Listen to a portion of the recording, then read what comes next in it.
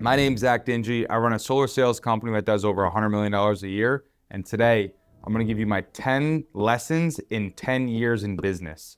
I started really in business when I was about 17 years old. I opened up an online e-commerce store. They used to sell straight razor blades, like to trim up your face. I sold those to barbers. A couple months later, I switched that over and started selling online motorcycle gear. So helmets, chest plates, shoes, motorcycle shoes. Didn't really work out too well.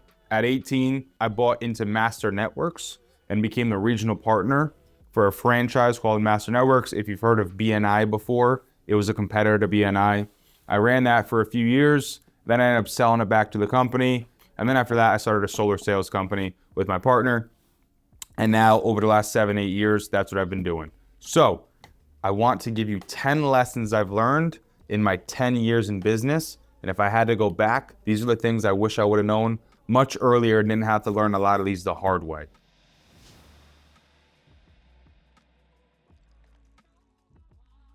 Number one, first thing, failure is feedback. When you're in business for a long time, you're going to have way more failure than you do success.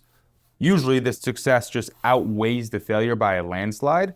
However, you're going to have a lot of failure. And you have to take that as feedback. When you look at failure and you're like, okay, what can I learn? What can I do? What can I implement from that? And you just keep playing the game, that's how you win. Nothing can substitute experience. You have to go experience the failure and fix things. So failure is feedback. Take it, use it, analyze it, and get better. You'll be fine. Number two is addition by subtraction. Especially in the world today, and it's only going to get worse, you are going to have more opportunities and more things trying to take your time. And you have to be able to minus out these things and tell people no. No, you can't do this. No, you can't do that. You need to focus on the main thing. Keep the main thing the main thing.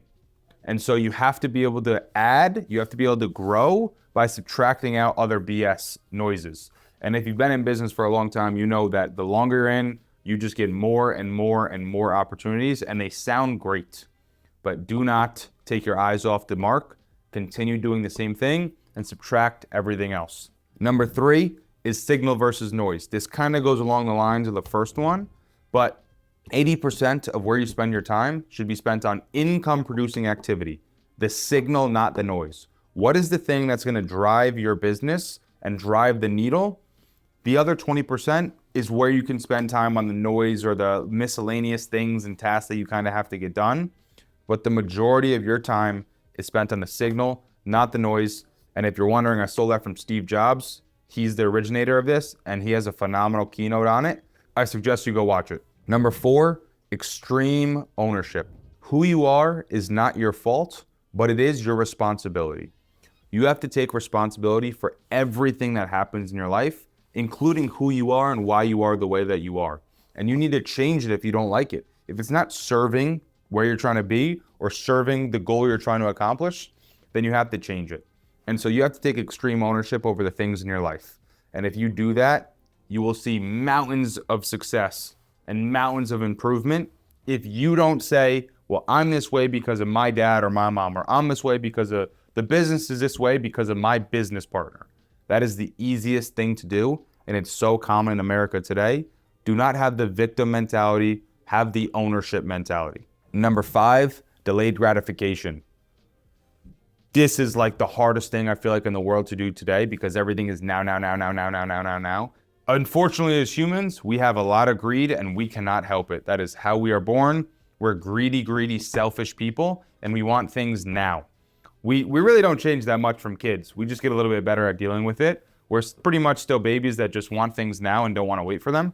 And so you have to have delayed gratification. You have to be able to put in work for days, months, years in some cases before you truly get the fruits of your labor. And if you can do that, you will have massive amounts of success. If you can't do something for a year, 2 years, 3 years with no success, then you probably shouldn't do it. But if you love what you're doing, you can do it for a long time until you get that satisfaction and that gratification. Number six, your environment is more important than you think. This is one that I feel like is often overlooked. I want my environment, which are two things, the people I'm around and the places I'm in. I want my environment to be a representation of me. So like when I first moved into my house, I really didn't care about my house or like the couch or the TV. It was all just like, whatever, who cares? I'm just gonna sit there and watch TV every now and then. Or this office that I'm in, my first office was a little tiny corner office with a $100 Staples desk and a little drawer that I got from IKEA. And that was it, because I'm like, who cares? I'm here to work. I'm not here for any other reason. Well, I completely have flipped since then. I want where I work and my home and my car, all the things that I spend a lot of time in, I want it to be nice. I want to enjoy being there. I want that to be my simple pleasures in life. So your environment is very, very important, which includes the people you're with as well. You've probably heard this 1,000 times at this point, but the 5 people you spend the most time around is who you'll be like. Take that to heart because it's very, very true. So only spend time with people that you want to spend time with, that are helping improve your life, and focus on your environment. Number 7, stay curious / stay a beginner. Especially in the sales game, in the business world, entrepreneurship, being in shape, all of those things will require constant repetition, and it gets really, really boring sometimes. And you have to stay curious. You have to be a student of the game. I've been in door-to-door for 7 years now, and I still learn new things every week, every day. Whenever there's someone else speaking, I'm writing, taking down notes. I want to learn. I'm always curious. Same thing for when it comes to in-home, dealing with people or dealing with people you work with, like the guys on my team. I'm curious about them. I want to learn about them. I ask them questions about themselves, their business, what they're struggling with, because I want to know more. And the second kind of one to that is stay a beginner. Try new things. Pick up jiu-jitsu at an older age. Do a race you never thought you would do before. Start biking. Start cooking. Start gardening. I don't care what it is. Stay a beginner. Number 8 is talent acquisition. This is 2 things when I say this. Talent acquisition, as in yourself. If you want to be a successful entrepreneur or successful in sales, you have to acquire a lot of talents, because the world moves really, really fast now. And you have to learn how to do sales. You got to learn how to do leadership. You got to learn how to do content. You got to learn how to take great videos. You have to learn how to use AI. You have to learn how to use Gmail. Like, all these things is just a lot of talent stacking and acquiring new talent. And the other thing I mean when I say talent acquisition is you got to go find people. You have to go find people that are talented. You have to find people that can replace you in business and replace you in sales and are going to be great managers and great leaders. Those people you also have to go find. So talent acquisition is you have to acquire your own talents, and then you got to find talented people. Number 9, I couldn't really think of a good way to say this, so I'm going to say it as it is. Who you become is more important than the journey you're on.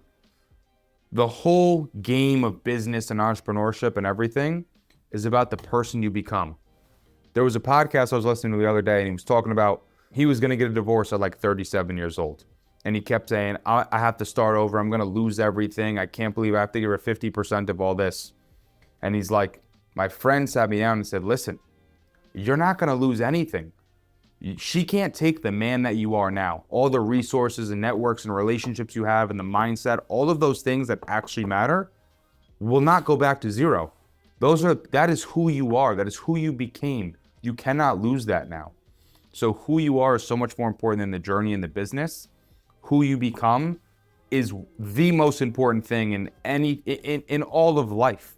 So number 9, who you become. And number 10 is abundance. Sounds cliche, but when you've been in business for a long period of time, you realize there is no such thing as scarcity. There is no limited amount of clientele. There's not a limited amount of people you can hire.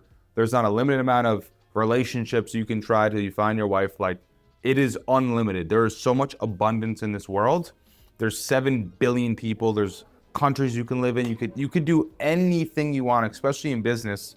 One of our sales offices here in Dutchess County is in a very small area where we knock on doors. We've had 20 to 25 people in this area for 3 to 4 years, and still we haven't ran out of doors to knock. We can knock here for 20 years and you will still find new customers. There is no such thing as scarcity. It is fear-mongering that other people sell you, and it's BS. So this is the 10 lessons I've learned in 10 years in business. I wish I can go back and have these implanted in my brain at 18 years old. I really just would have stressed a lot less. I think stress is such a common thing nowadays. And if you focus on these 10 things and you use them in your life, you will have, number one, way less stress, and number two, way more success. So those are my top 10 tips. Thanks for watching, and I'll see you next video.